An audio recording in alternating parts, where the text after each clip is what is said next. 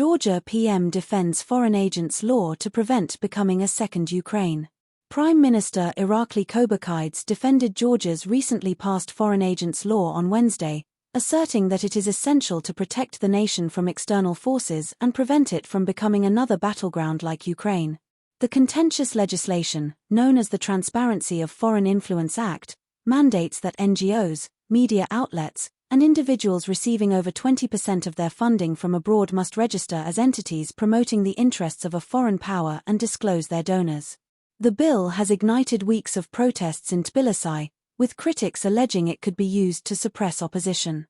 Kobakhides compared Georgia's current situation to muddy water, where unchecked foreign influence allows those wishing to disrupt governance to rally opponents to state policies and foment revolutionary movements. He warned that without the law, Georgia risks becoming a Western proxy, akin to Ukraine prior to the 2014 Maidan coup in Kiev. "We want transparency, we don't want to leave muddy water in this country, because a Georgian Maidan could lead our country to very serious consequences, to its Ukrainization. We cannot agree with this," Kobakhides stated on Georgian Channel 1.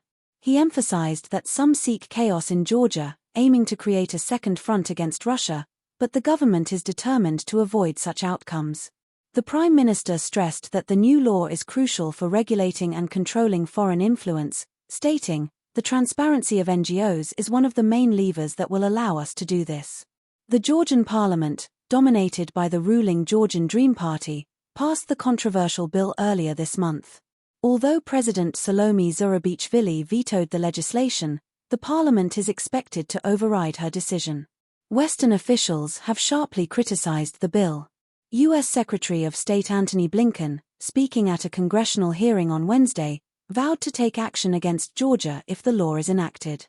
The Council of Europe's Venice Commission also urged Tbilisi to abandon the bill, arguing it fails to meet European democratic standards and risks stigmatizing and silencing organizations that receive foreign funding.